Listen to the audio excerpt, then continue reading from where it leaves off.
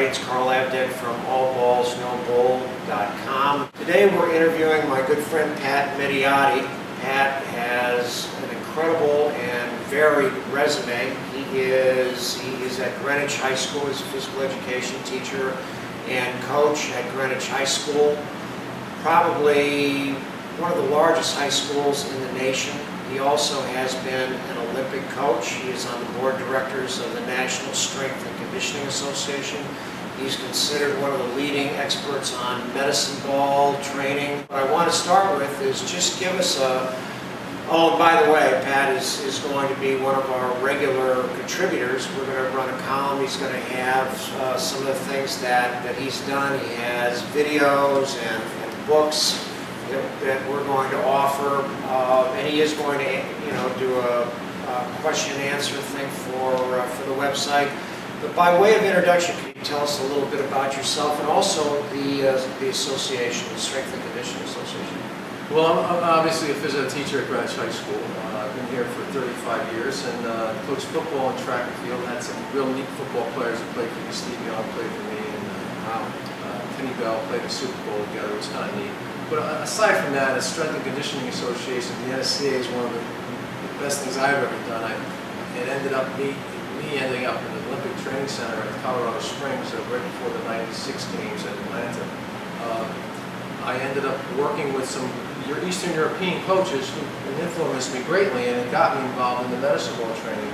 And even though I'm an Olympic weightlifting coach, I realized that I could just about do anything I wanted with Olympic movements with a med ball. And a lot of the Eastern European teams use these things. And George Marone was the Czech Minister of Sport at the time, and him and I got together and developed a program, and I embellished it and took it to the next level and brought it to the high school section. So that's where I'm at right now, and working with a lot of youth. Dr. Avery Feigenbaum from College of New Jersey is also one of my cohorts. We work together, do a lot of research together. So all our stuff that we do is research-based. I don't make any of this stuff up. So if we test it out, we've got research on it. We've got people that do the research. We come up with our final product.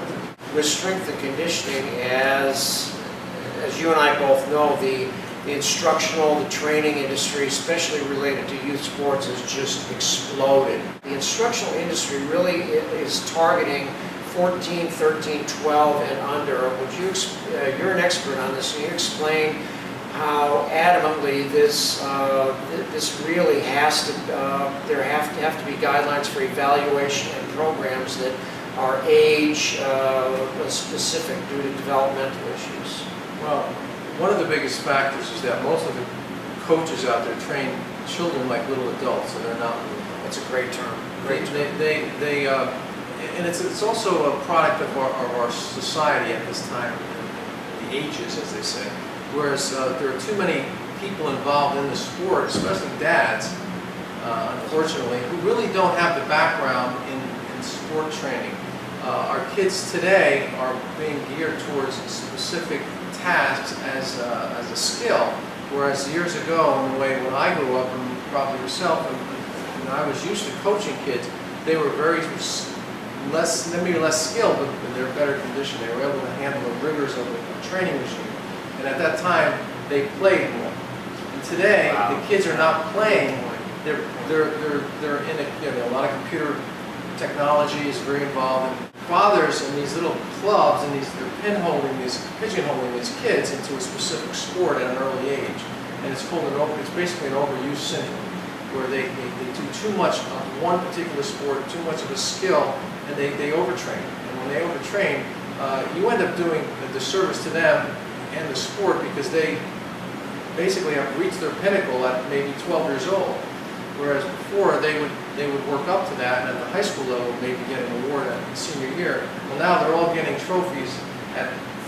The whole team gets a trophy at 12, so now what is there to look forward to? When I was in high school, we didn't even have emblems on our helmets or stripes on our pants, but today, the kids at the little top minor leagues get better uniforms than some of the pros.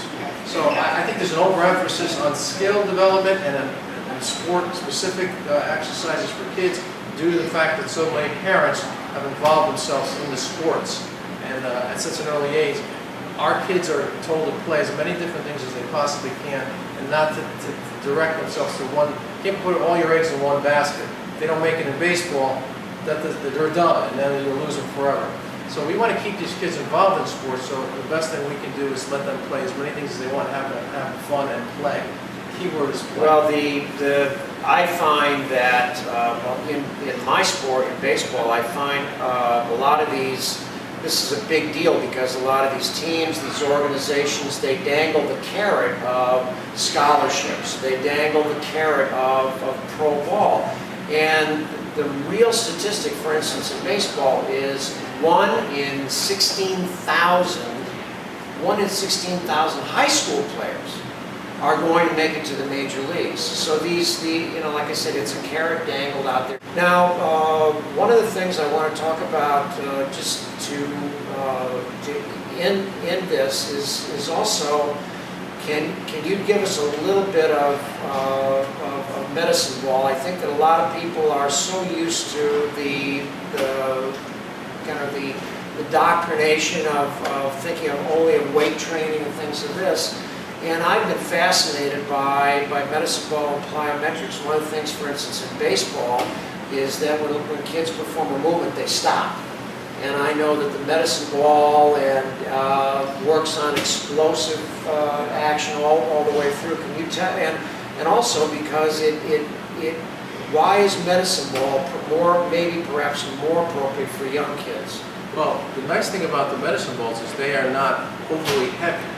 See, if you use resistance that's too heavy, it actually slows down the initial movement. And the whole project here and the concept is to make you better as an athlete, not less. So when they use too much resistance, and even at that age, weightlifting is not necessarily prescribed until they hormonally are the proper developmental age. Because the hormones... Can I interrupt you just for a second? One of the things when kids come to me and they go, okay, I'm 14, 15, 16, can I lift weights? The first thing I tell them is you should see a physician. Would you agree with that? You know what? It's probably, that's a good idea, but physicians aren't necessarily tasked with the best people to tell you, unless they can tell you what the developmental age is chronologically. That's what I'm getting at. And that's fine. And you know what? They can do a lot of testing, bone length and the growth plates and all that. But bottom line is that the kids need to be ready physically, and you can tell by some simple tests. And the Eastern Europeans were really infamous about this. If they are starting to get facial hair, if they are starting to get a deeper voice, if they're going through pre-puberty and they are at least 14 or 15 years old and they're starting to get into that age where their hormones are starting to get acne, is probably one of the biggest factors, because that means your testosterone is starting to kick in. When that happens, the weightlifting could be a little more effective, but you can't think of hypertrophy as a goal for kids, because getting that bigger is not the goal. So what they do in Eastern European countries is they train movements, not muscles. They actually train them to do a movement, and neurologically, because all the adaptations occurring with youth are neurological in nature. They're not hypertrophic where they have to do with muscle building. So it's all neurological. So motor learning, in the old adage where they used to do motor learning, or dance, or steps, soccer, gymnastics. The Eastern Europeans say your kids have to do gymnastics and they have to play soccer. And they can do anything they want from then on. And we go the opposite way. We start our kids at 7 years old playing tackle football, bypassing all those skills that are necessary at the next level for them to be successful. Exactly. And I think that that's my take on the whole thing. And as far as when they're ready to lift weights, usually about 15 or 16, they can start getting involved in the movements. The load is not important. In fact, the growth plates have some factors. There's a lot of misconception about growth plates and injuring growth plates. It's hardly, we're talking about 2 cases in the United States in the last year, if that, and it wasn't through weightlifting. So it's a very safe activity. However, when they go on machines, again, the machines are not real. They are not free movement. So the med balls, the nice thing about that is that they take the body through the range of motion that normally would occur, because their body is creating the force curve as opposed to the machine, which was developed for like a generic population. So the neat thing about the med balls is like weightlifting in itself is decelerative. You think about it. You want to throw a football or baseball, at the end of that lift, the weight has to slow down. But in reality, when you are performing on the field, it has to be released. Right. So the medicine ball we use in many different ways, but one of the best ways to do it is explosion or plyometric in nature. Right. And there's the release of energy, there's the fast twitch fibers involved, and that's where you get the neurological adaptation from the med balls, because the weight's not too heavy. And again, you could use heavy balls, but the ball should be probably about, our heaviest ball is 6 pounds. And even though that may seem like not a lot, it's a little more than they're No, I've done used to. some of the exercises with Well, you, so you're right, absolutely. But that's my take on it. And, as far as explosive movements, neurological adaptation, the med ball has a lot of uses, to name a few. Well, we're going to have Pat do a program with us. He will be available for some questions and answers. We're going to offer his products, and we're going to get into some specific programs for baseball-specific activities. Explosiveness in sprinting, obviously, explosiveness in throwing and hitting mechanics. So, thanks. Thank you. Appreciate it, and we'll see you again soon. Thanks.